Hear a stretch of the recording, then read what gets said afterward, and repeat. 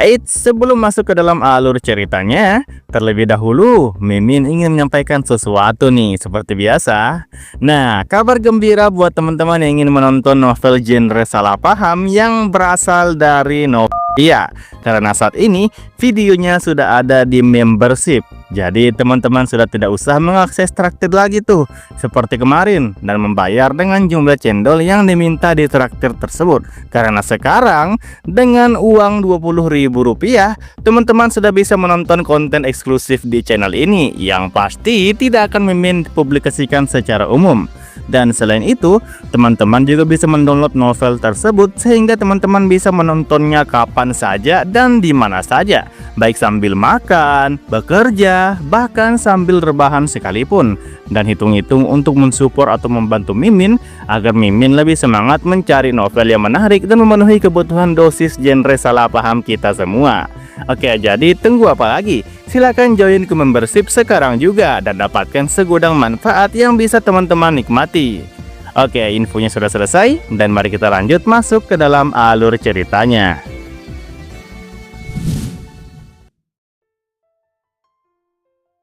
Keributan tiba-tiba pecah di dalam Shaolin. Para biksu melaporkan bahwa aliansi telah menyerbu. Namun bagi Shinseng, itu bukan hal baru. Ia bangkit dari tempat duduknya, memberi salam setengah kepada Baek Yeonjun, dan meminta maaf karena memperlihatkan situasi yang tidak menyenangkan. Ia menenangkan bahwa bagian terdalam Shaolin aman dan tidak akan terkena dampak, serta mempersilakan Baek Yeonjun beristirahat sebagai tamu. Shinseng tidak meminta bantuan. Baek Yeonjun yang sempat cemas akan diseret ke dalam konflik justru merasa lega, meski sedikit heran. Ia memilih diam dan mengucapkan terima kasih. Setelah Shinseng dan Hyejin pergi, Baek Yeonjun duduk merenung. Ia tidak ingin terlibat, tetapi keberadaan Shinseng membuatnya terus memikirkan situasi itu. Dalam pandangannya, Shinseng adalah orang baik dan sosok dewasa yang nyaman untuk diajak berinteraksi. Pada akhirnya, rasa penasaran mengalahkan keengganannya. Ia keluar dari ruangan dan mencari bangunan tertinggi untuk mengamati keadaan. Ia memilih cara aman, melangkah di udara seolah menaiki tangga tak kasat mata hingga mencapai atap. Dari sana ia melihat situasi di gerbang Shaolin. Di satu sisi ada Shinseng dan beberapa biksu, di sisi lain banyak ahli bela diri dari aliansi. Baek Yeonjun tegang, khawatir ada ahli tingkat tinggi di antara mereka. Namun setelah memeriksa dengan indranya, ia terkejut karena mayoritas hanya berada di tingkat rendah. Ia menduga mungkin ini hanya ujian atau tekanan, bukan serangan serius. Ia mendengarkan percakapan mereka.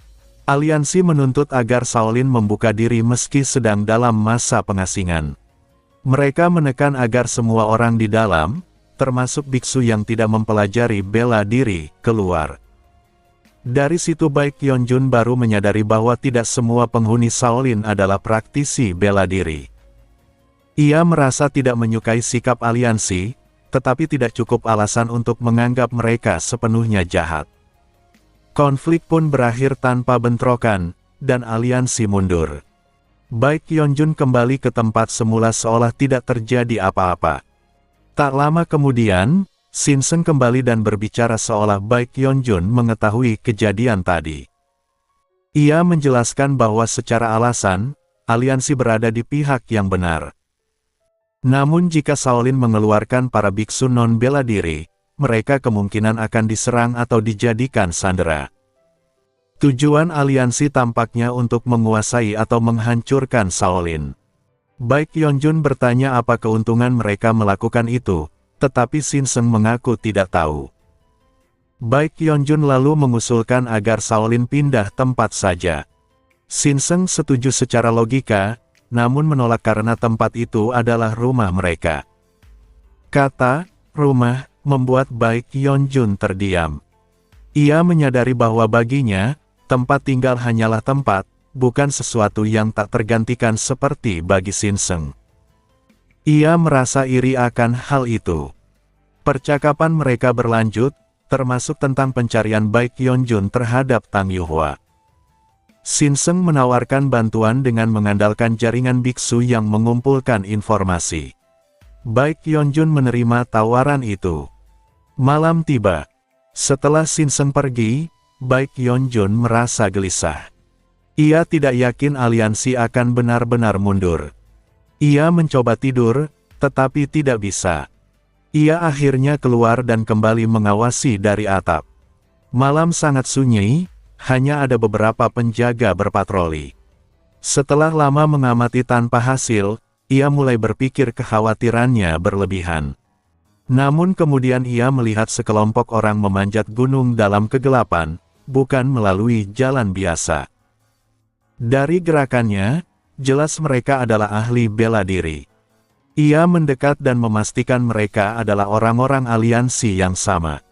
Ia mengikuti mereka diam-diam dan mendengar percakapan mereka. Mereka berencana membantai para biksu dan menculik beberapa untuk dijadikan sandera. Tanpa ragu, Baek Yeonjun menyimpulkan bahwa mereka adalah penjahat. Ia mempertimbangkan menggunakan senjata tersembunyi, tetapi karena tidak bisa mengalirkan tenaga dalam seperti biasa, ia memutuskan menggunakan pedang. Ia muncul di hadapan mereka dan menyatakan bahwa membunuh di dalam kuil tidaklah pantas. Namun karena mereka berada di luar, ia tidak ragu lagi. Ia menggenggam pedang hitamnya dan menyatukan pedang batin dengan pedang nyata. Dalam sekejap, pedang terhunus dan seorang lawan terbelah. Para ahli bela diri tidak sempat memahami apa yang terjadi. Mereka mencoba bereaksi, tetapi satu persatu tewas tanpa bisa melihat serangan yang datang. Baek Yeonjun bergerak tanpa terlihat, tidak cepat maupun lambat, tetapi tak terhindarkan. Dalam kegelapan malam, puluhan ahli bela diri tewas tanpa mampu melawan. Setelah memastikan tidak ada yang tersisa, ia menyingkirkan mayat-mayat itu dan kembali ke tempatnya. Ia merenungkan pertarungan itu. Ia tidak merasakan konsumsi tenaga seperti saat menggunakan energi dalam. Hal itu membuatnya curiga, karena kekuatan sebesar itu seharusnya memiliki harga. Namun ia tidak menemukan jawaban. Setelah menghabisi para penyerang, kegelisahannya hilang. Ia pun akhirnya tertidur dengan nyenyak. Keesokan harinya, Shinseng datang membawa kabar. Bukan tentang Tang Yuhua, melainkan tentang sosok yang menarik perhatian. Raja Pengemis. Sehari setelahnya, Shinseng datang menemui Baek Yeonjun sambil membawa beberapa gulungan bambu berisi informasi. Ia menyampaikan bahwa para biksu bela diri yang kembali saat fajar telah membawa berbagai kabar dari luar. Meski tidak ada berita tentang tabib ilahi Sichuan, ada kabar menarik dari wilayah Sichuan. Mendengar kata Sichuan, perhatian Baek Yeonjun langsung tertuju. Shinseng menyebutkan bahwa seorang sosok yang disebut raja di antara para pengemis telah muncul. Mendengar kata pengemis, Baek Yeonjun langsung teringat Hong Yungae. Ia sempat membayangkan keadaan muridnya itu bersama Suge Hwaryong, namun menenangkan diri dengan berpikir bahwa mereka berada di lingkungan yang aman. Ketika Shinseng menyebut nama sosok tersebut sebagai Hong Yungae, Baek Yeonjun terkejut dan langsung menyela. Setelah memastikan nama itu benar, ia sempat berpikir mungkin hanya kebetulan nama yang sama. Ia tidak dapat membayangkan bahwa Hong Yungae yang dikenalnya bisa menjadi Raja Pengemis. Mendengar penjelasan bahwa sosok itu memiliki bela diri hebat dan kepribadian lurus, Baek Yeonjun semakin yakin bahwa itu bukan muridnya. Sementara itu, di Sichuan, Hong Yungae justru sedang berlutut di tanah seperti seorang pendosa besar, di hadapan Suge Hwaryong yang berdiri dengan ekspresi marah. Suge Hwaryong menegaskan bahwa mereka seharusnya mencari guru mereka atau kakak seperguruan kedua, bukan membuat masalah baru.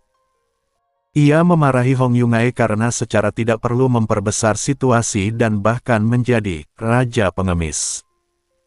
Hong Yungae mencoba membela diri bahwa ia hanya membantu orang-orang, tetapi Suge Hwaryong menegaskan bahwa ia hanya dimanfaatkan. Ia menyebut bahwa semua informasi yang diperoleh para pengemis hanyalah rumor tak jelas, penuh cerita aneh dan tidak dapat dipercaya. Hong Yungae tidak mampu membalas dan hanya terus menundukkan kepala. Suge Huaryong kemudian memberinya dua pilihan.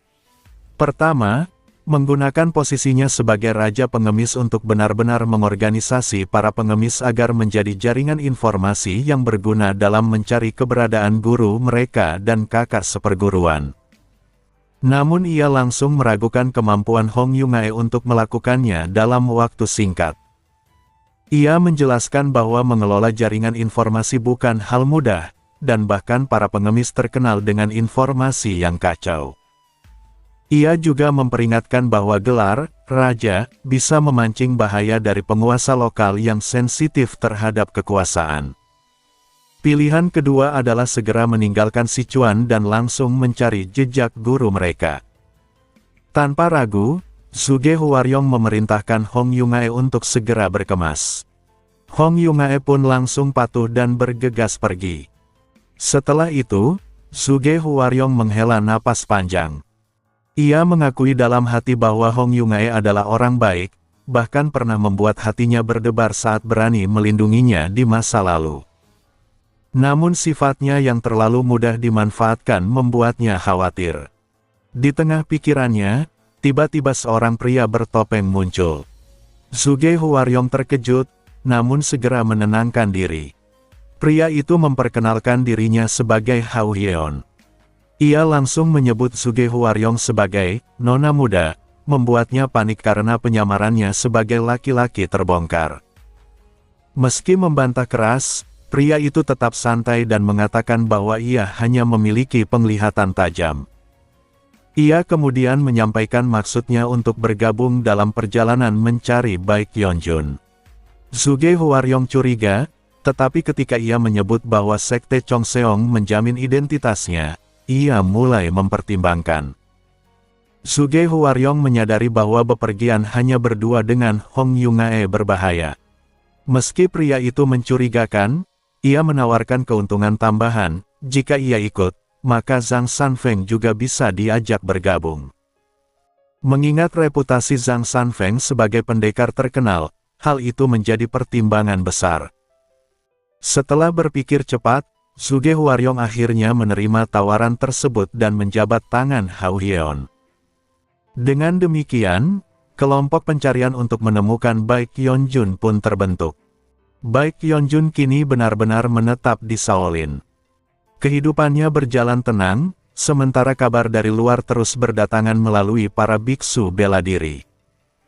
Suatu hari, Shinseng menyampaikan bahwa insiden penyerbuan oleh aliansi ternyata hanyalah kesalahpahaman.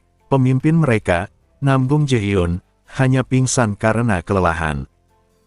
Kualitas informasi dari Shaolin jauh lebih dapat dipercaya dibandingkan rumor para pengemis, membuat Baekhyunjun merasa nyaman. Ia berterima kasih kepada Shinseng, yang memperlakukannya dengan sangat baik sebagai tamu. Namun, Baekhyunjun tidak hanya menerima kebaikan itu begitu saja. Setiap malam, ia diam-diam membasmi para ahli bela diri mencurigakan yang mencoba menyusup ke Shaolin. Karena tempat itu adalah kuil, ia tidak pernah mengumumkan perbuatannya, tetapi tindakannya membuat hatinya tenang. Ia merasa hanya membalas kebaikan Shinseng dengan caranya sendiri. Waktu berlalu, dan suatu hari Shinseng menanyakan perkembangan pemahaman Baekhyunjun tentang pedang hati. Baekhyunjun merasa tidak ada kemajuan berarti meski telah menggunakannya berkali-kali. Ia sedikit merasa bersalah saat menjawab, terutama karena sikap Shinseng yang tetap ramah. Shinseng kemudian mengajaknya berjalan-jalan. Awalnya Baekhyunjun ragu, karena baginya berjalan bersama orang lain terasa lebih sulit daripada membunuh. Namun ketika mendengar bahwa tempat tujuan tidak memiliki orang lain, ia langsung setuju. Mereka berjalan ke bagian terdalam Shaolin, tempat sunyi tanpa kehadiran manusia. Di sana terdapat deretan pagoda batu kecil. Shinseng menjelaskan bahwa itu adalah sejarah Shaolin, tempat peristirahatan para pemimpin terdahulu. Baekhyunjun awalnya merasa agak menyeramkan, tetapi kemudian merasakan ketenangan dan kesakralan tempat itu. Mereka melanjutkan perjalanan hingga mencapai area terbuka yang ternyata merupakan formasi pelindung Shaolin, Arhat Formation. Shinseng menjelaskan bahwa formasi ini dijaga oleh para pendahulu bahkan setelah kematian mereka. Namun formasi itu kini tidak berfungsi sempurna karena kehilangan artefak utamanya, tongkat Buddha giok hijau.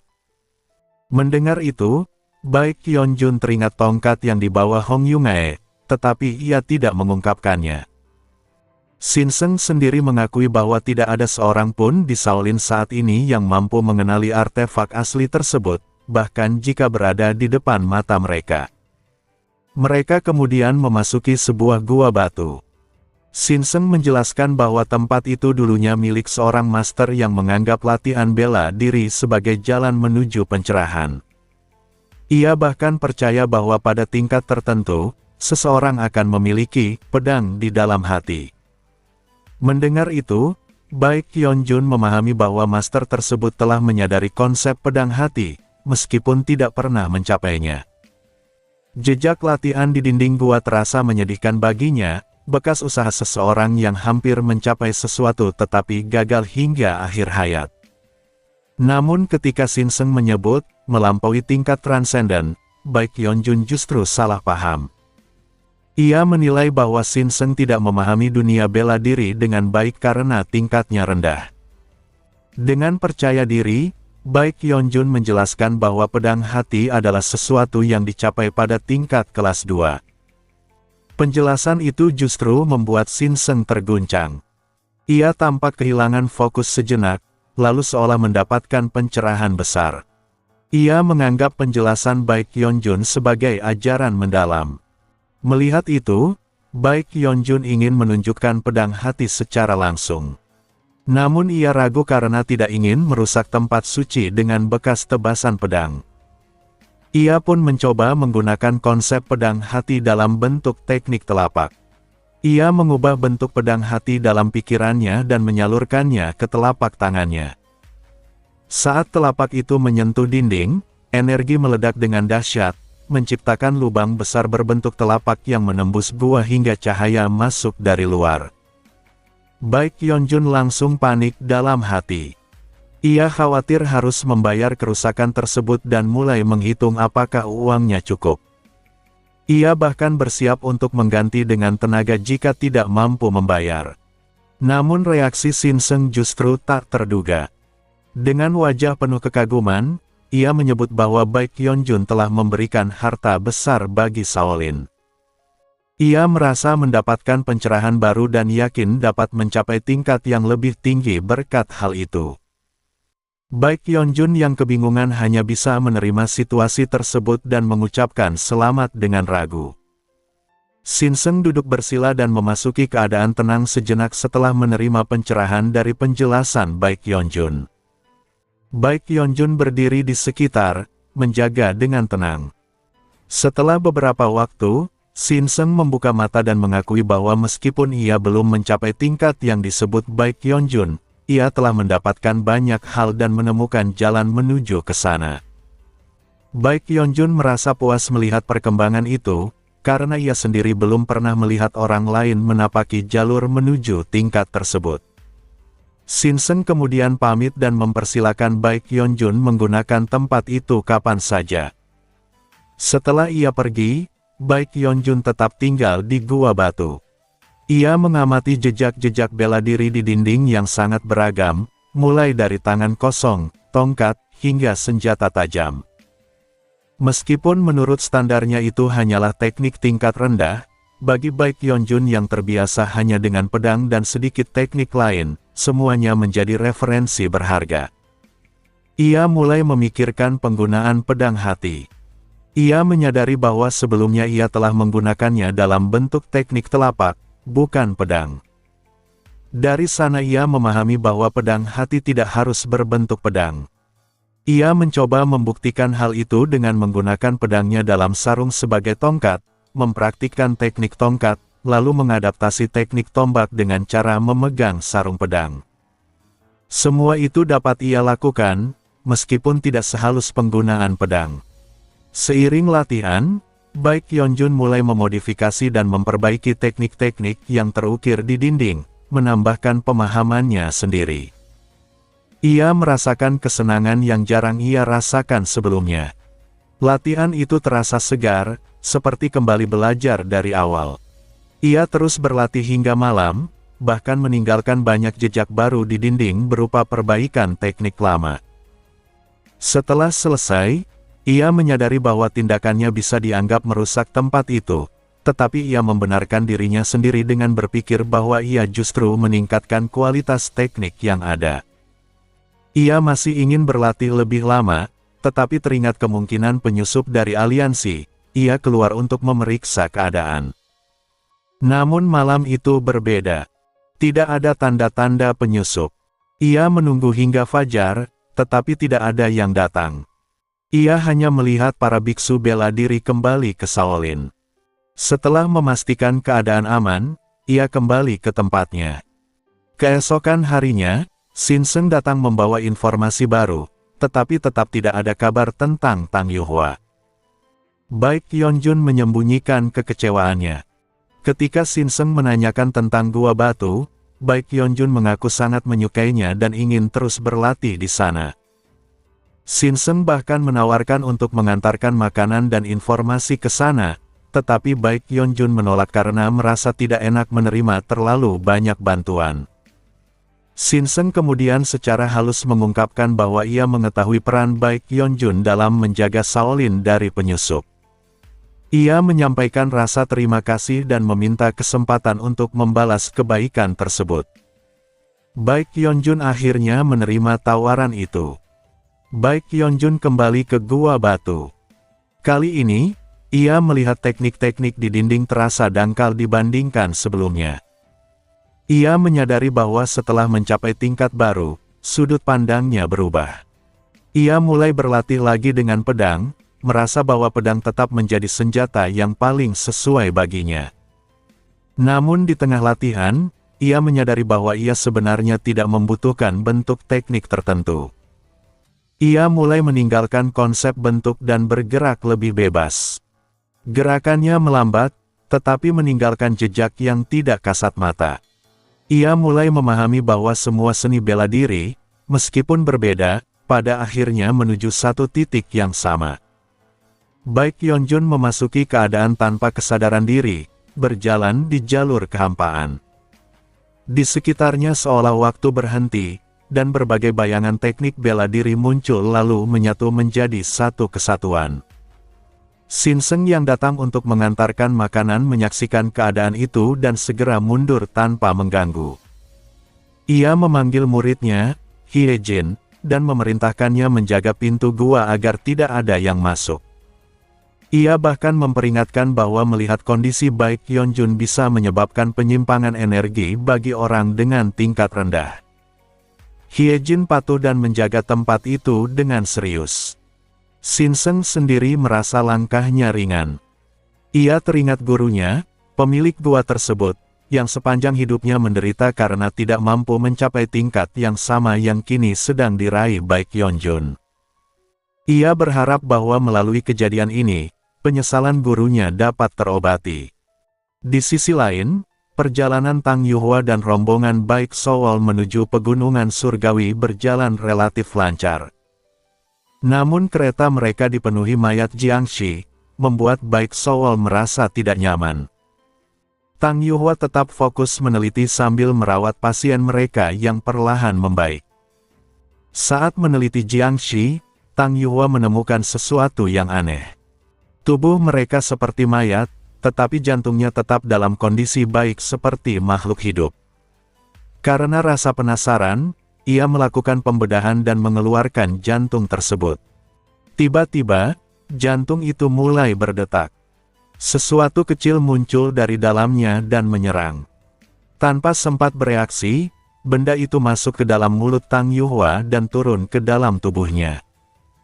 Tang Yuhua tiba-tiba tersedak hebat saat sesuatu yang kecil masuk ke dalam tubuhnya melalui tenggorokan. Ia berusaha memuntahkannya dengan memasukkan jari ke dalam mulut, namun benda itu justru terus bergerak lebih dalam hingga mencapai perutnya. Rasa sakit yang luar biasa membuat pikirannya kabur, dan energi dalamnya yang bercampur racun mulai lepas kendali. Racun menyebar ke seluruh tubuhnya, terutama ke bagian perut, membuat makhluk yang masuk itu menggeliat hebat karena tidak mampu menahan racun tersebut. Akhirnya, makhluk itu tidak tahan dan keluar kembali melalui tenggorokan Tang Yuhua. Dengan refleks cepat, ia langsung menusuknya menggunakan jarum. Makhluk itu berwujud seperti ulat kecil dengan kaki seperti kelabang, sangat kecil namun jelas merupakan makhluk hidup berbahaya. Tang Yuhua segera menyadari kemungkinan bahwa makhluk inilah inti sebenarnya dari Jiangshi. Ia kemudian membedah Jiangshi lain dan menemukan hal yang sama, setiap Jiangshi memiliki makhluk tersebut di jantungnya. Dengan mengalirkan energi vital, ia dapat merasakan keberadaan makhluk itu bahkan tanpa membedahnya. Ia menyimpulkan bahwa makhluk tersebut hidup dengan menempel pada jantung atau dantian tengah dan menyerap energi tubuh, termasuk energi dalam. Tang Yuhua menyadari bahwa dirinya selamat karena energi dalamnya berupa racun, sehingga makhluk itu tidak dapat bertahan. Ia menyimpan makhluk tersebut dengan aman dan keluar untuk melakukan pemeriksaan rutin pada para anggota kelompok Baik Soul. Namun saat memeriksa salah satu dari mereka, ia merasakan jejak keberadaan makhluk yang sama di dalam tubuh mereka. Sementara itu, di wilayah aliansi bela diri, Namgung Jihyun sedang menjalani latihan tertutup. Dengan bantuan pecahan artefak kuno, obat-obatan spiritual, dan penelitian Sima Wun, ia berhasil melampaui batas sebelumnya. Tubuhnya berubah menjadi lebih muda, dan ia mencapai tingkat yang bahkan melampaui tingkat transenden. Namun Namgung Jihyun menyadari bahwa jalan yang ia tempuh bukanlah yang pertama. Ia merasakan jejak seseorang yang telah lebih dahulu melampaui tingkat tersebut. Meski begitu, Sima Wun meyakinkannya bahwa keberhasilannya tetap luar biasa, karena ia mencapainya melalui eksperimen unik menggunakan makhluk parasit yang kini hanya menyisakan satu individu sempurna. Dengan kekuatan barunya, Namgung Jihyun memutuskan bahwa saatnya telah tiba untuk menjalankan rencana besar. Ia memerintahkan pengumpulan pasukan dan menyatakan niatnya untuk menghancurkan Shaolin. Di tempat lain, Zhuge Hyun menerima laporan tentang pergerakan aliansi. Ia juga menyadari adanya kekuatan misterius lain yang bergerak di balik layar dunia persilatan. Meski belum mengetahui tujuan mereka, ia memilih fokus pada rencananya sendiri. Ia memerintahkan untuk mengibarkan kembali panji keluarga Zhuge, menandai dimulainya pergerakan mereka. Sementara itu, kelompok Hong Yungae telah bertambah dengan bergabungnya Zhuge Uhyeon dan Zhang Sanfeng. Saat menentukan tujuan, semua orang justru menatap Hong Yungae. Meski awalnya tertekan, ia merasa bangga dan akhirnya memutuskan untuk menuju Shaolin, dengan alasan bahwa para biksu di sana mengumpulkan informasi yang mungkin berguna untuk menemukan guru mereka. Keputusan itu diterima oleh semua anggota, dan mereka pun berangkat menuju Shaolin. Di sisi lain, Tang Yuhua memperlihatkan makhluk parasit yang ia tangkap kepada Baik Soul. Ia menjelaskan bahwa makhluk tersebut adalah inti dari Jiangshi dan dapat berpindah ke tubuh manusia. Ia juga mengungkapkan fakta mengejutkan bahwa makhluk serupa kini berada di dalam tubuh para bawahan Baik Soul. Mendengar itu, Baik Soul terdiam, tidak mampu langsung merespons kenyataan bahwa pasukannya telah terinfeksi oleh parasit berbahaya tersebut. Baik Soul tidak mampu berkata apapun setelah mendengar penjelasan Tang Yuhua. Ia hanya terdiam, sementara kekhawatiran terus membesar di dalam dirinya. Meski demikian, perjalanan tetap berlanjut hingga mereka akhirnya tiba di pegunungan surgawi. Setibanya di sana, Baik Soul merasakan perasaan tidak nyaman. Tempat itu masih menyisakan jejak pemimpin sebelumnya dan orang-orang yang kehilangan emosi serta hanya menunjukkan kesetiaan kosong. Namun yang paling mengganggu adalah fakta bahwa makhluk yang sama seperti inti Jiangshi kini berada di dalam tubuh para bawahannya. Bahkan bagi Baik Soul yang telah melalui banyak hal, situasi ini terasa benar-benar di luar dugaan. Di tengah kegelisahannya, Tang Yuhua menepuk bahunya dan dengan tenang mengatakan bahwa ia akan menemukan solusi. Sikap tenang itu entah bagaimana memberi Baik Showol rasa percaya. Sejak saat itu, Baik Showol kembali mengurus wilayahnya, sementara Tang Yuhua fokus pada penelitian dan pengobatan. Beberapa waktu kemudian, Hyun Jun akhirnya sadar. Begitu bangun, ia langsung mengatakan bahwa Shaolin berada dalam bahaya dan seseorang sedang mengincarnya. Ucapannya terdengar tidak jelas, tetapi cukup untuk menimbulkan firasat buruk dalam diri Baik Showol. Di sisi lain, di sebuah desa di bawah Gunung Song, suasana mencekam terasa. Ratusan anggota aliansi bela diri berkumpul, membuat warga desa ketakutan. Mereka mengira itu pasukan militer karena jumlah dan perlengkapan mereka. Pemimpin mereka, Namgung Jaehyun, memimpin langsung pasukan tersebut. Aliansi telah berulang kali meminta Shaolin untuk mundur sepenuhnya, tetapi selalu ditolak. Bagi Namgung Jaehyun, alasan dan kebenaran hanyalah sesuatu yang bisa dibentuk oleh pemenang. Ia percaya bahwa kekuatan adalah satu-satunya bentuk legitimasi. Dengan keyakinan itu, ia bersiap untuk menghancurkan Shaolin, bahkan mengenang masa lalunya bersama Shin Seng, teman masa kecil yang dulu ia kagumi sebagai pendekar pedang. Di Shaolin, para biksu bela diri bersiap menghadapi serangan. Namun jumlah mereka jauh lebih sedikit karena sebagian besar masih berada di luar. Shin Seng tetap tenang, meskipun ia sadar kemungkinan besar hari itu akan menjadi akhir bagi Shaolin. Ia mempertanyakan keputusannya sendiri, menyadari bahwa apapun pilihannya, konflik ini mungkin tidak bisa dihindari. Ketika pasukan aliansi tiba di gerbang Shaolin, Shin Seng dan Namgung Jaehyun saling berhadapan. Kenangan masa lalu hanya melintas sesaat sebelum lenyap. Percakapan mereka dingin dan formal, tanpa ruang kompromi. Namgung Jaehyun menuduh Shaolin melanggar janji dengan tetap bergerak di balik layar meski mengaku mengasingkan diri. Shin Seng menolak tuduhan itu. Ketegangan memuncak. Namgung Jaehyun menarik pedangnya, sementara Shin Seng bersiap tanpa senjata, tetap sebagai seorang biksu. Tanpa banyak kata, keduanya mulai bertarung, menandai awal bentrokan antara Shaolin dan aliansi. Di tempat lain, di markas Sekte Chohan, ratusan pengemis berkumpul. Mereka tidak tahu alasan pasti pemanggilan tersebut, tetapi kehadiran seorang pria yang dikenal sebagai Zuge membuat mereka memperhatikan. Pria itu adalah orang yang selama ini membantu mereka, memberi makan, mengajarkan bela diri, dan mengorganisasi mereka. Zuge mengungkapkan bahwa aliansi akan menyerang Shaolin dan mengajak para pengemis untuk berpihak pada Shaolin. Awalnya, para pengemis ketakutan. Mereka hanyalah orang-orang di dasar masyarakat dan tidak ingin terlibat dalam konflik besar. Namun Zuge menggugah mereka dengan kata-kata tajam.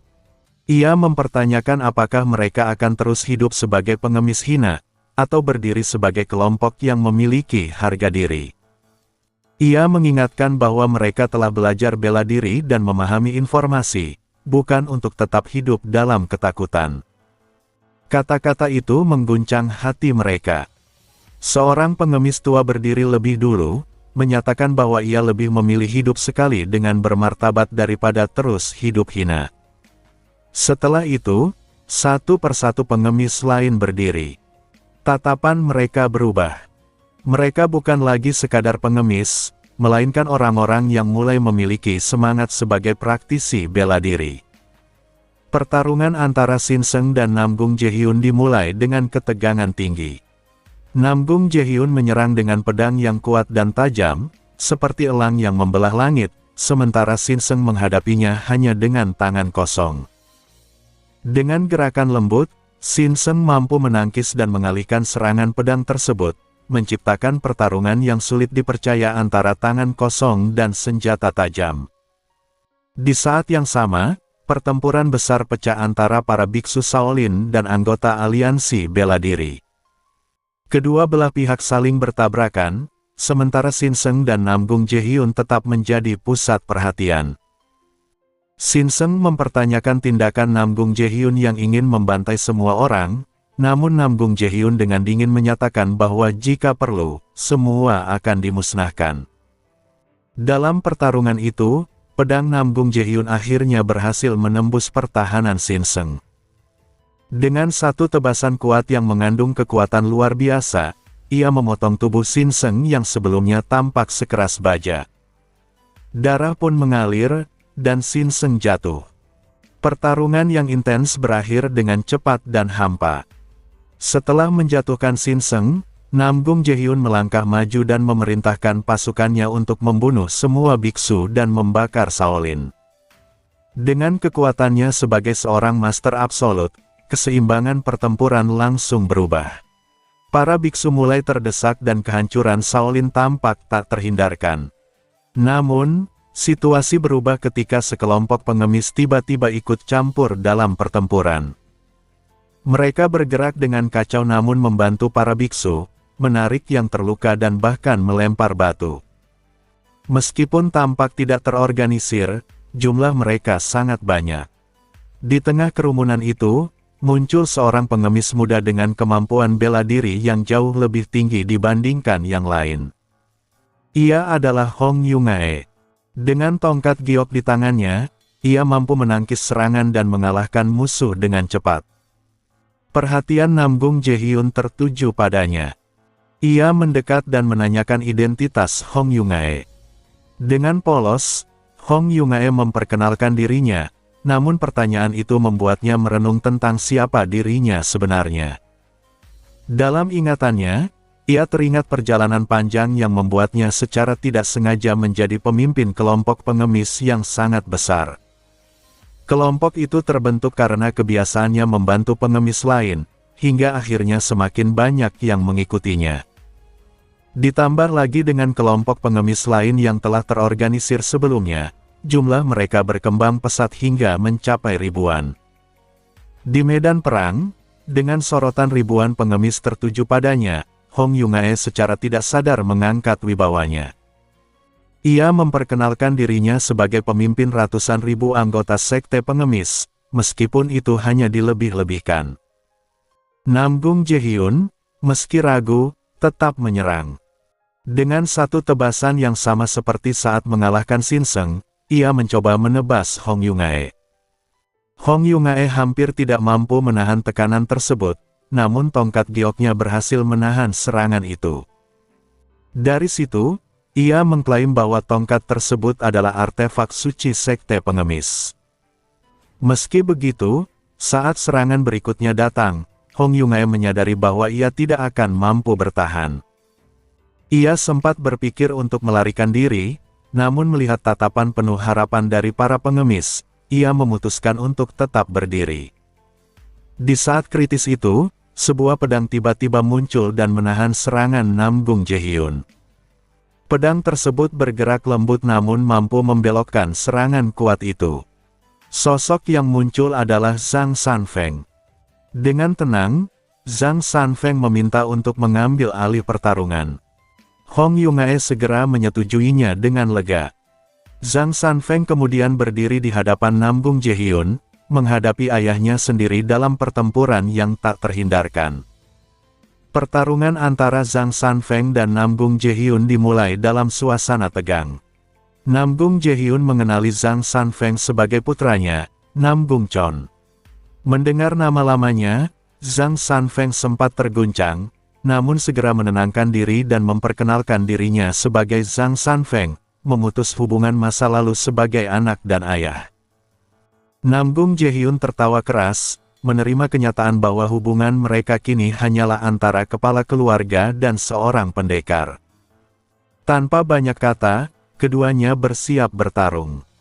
Namgung Jaehyun menyerang lebih dulu dengan pedang berat yang mengandung tekanan luar biasa, sementara Zhang Sanfeng mencoba menahannya dengan prinsip Taiji.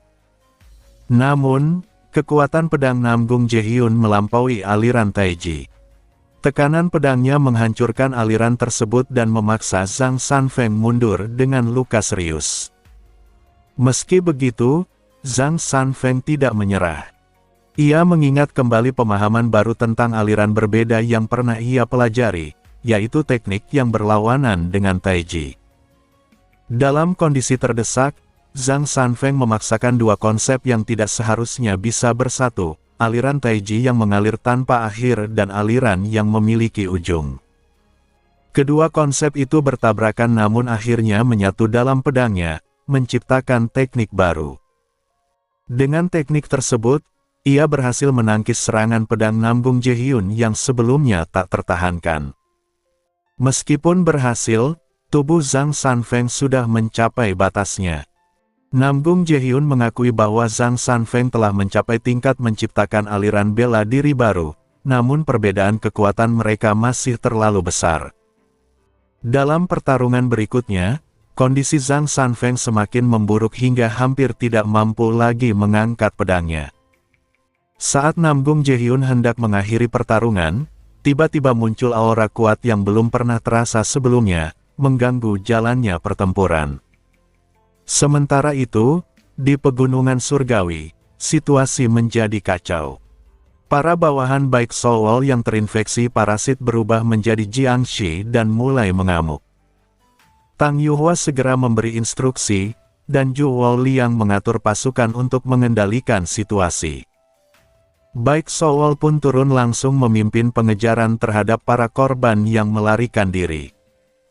Dengan kepemimpinan yang mulai terbentuk, Baik Soul memimpin pasukan memburu dan menenangkan para Jiangshi selama beberapa hari tanpa henti. Setelah situasi mulai terkendali, mereka berhenti untuk beristirahat. Di saat itulah, mereka bertemu dengan Zhu Gehyun. Baik Soul terkejut melihatnya, sementara Zhu Gehyun langsung menyuruhnya pergi ke Gunung Song tanpa banyak penjelasan. Meski sempat bingung dan mengeluh, Baik Soul akhirnya mematuhi perintah tersebut. Tang Yuhua yang melihat Zhu Gehyun menilai pria itu berkepribadian buruk, dan Baik Soul langsung menyetujui. Tanpa mereka sadari, Zhu Gehyun mengetahui bahwa Tang Yuhua sebenarnya adalah murid dari guru yang sama, namun ia memilih untuk tidak mengungkapkannya karena merasa situasi itu akan lebih menarik jika mereka menyadarinya sendiri di kemudian hari. Baik Soul dan kelompoknya pun berangkat menuju Gunung Song. Sementara itu, Zhu Gehyun memimpin pasukan keluarga Zhuge menuju arah lain, dengan tujuan menangkap seseorang dari keluarga Sima. Semakin Baik Soul mendekati Gunung Song, semakin jelas pemandangan mengerikan yang terbentang di hadapannya. Tempat itu telah berubah menjadi medan perang. Para biksu, pengemis, dan pasukan aliansi bela diri saling bertarung tanpa henti. Melihat situasi tersebut, Baik Soul sempat kebingungan menentukan sikap, apakah harus berpihak, dan jika iya, kepada siapa. Namun, mengingat sifat Zhu Gehyun yang tidak pernah bertindak tanpa tujuan, ia memutuskan untuk tetap maju ke atas gunung. Di tengah perjalanan, pandangannya tertuju pada sosok yang sangat ia kenal dan benci, Namgung Jaehyun. Amarahnya meledak, dan tanpa ragu ia langsung menyerang. Serangan Baik Soul berhasil ditahan dengan mudah oleh Namgung Jaehyun. Saat ia melihat wajah pria itu, ia terkejut karena penampilannya jauh lebih muda. Meski begitu, ia segera memastikan identitasnya dan langsung menanyakan keterlibatannya dalam kehancuran keluarga Baik. Namgung Jaehyun mengakuinya tanpa ragu, bahkan dengan nada bangga. Dipenuhi amarah, Baik Soul kembali menyerang menggunakan teknik langkah dominan yang menekan ruang di sekitarnya. Untuk sesaat, bahkan Namgung Jaehyun ikut terhenti. Namun serangan itu tetap tidak cukup. Namgung Jaehyun menangkap pedangnya dengan tangan kosong dan melemparkannya hingga menghantam dinding. Di saat itu, Zhang Sanfeng muncul di sampingnya. Baik Soul sempat memanggilnya dengan sebutan lama, namun segera mengubah sikap menjadi dingin. Ia mencurigainya sebagai bagian dari keluarga Namgung. Zhang Sanfeng menjelaskan bahwa ia tidak mengetahui apapun dan kini berusaha menghentikan ayahnya sendiri. Melihat kondisi Zhang Sanfeng yang sudah terluka parah, Baik Sowol akhirnya menahan emosinya dan memutuskan fokus pada situasi saat ini.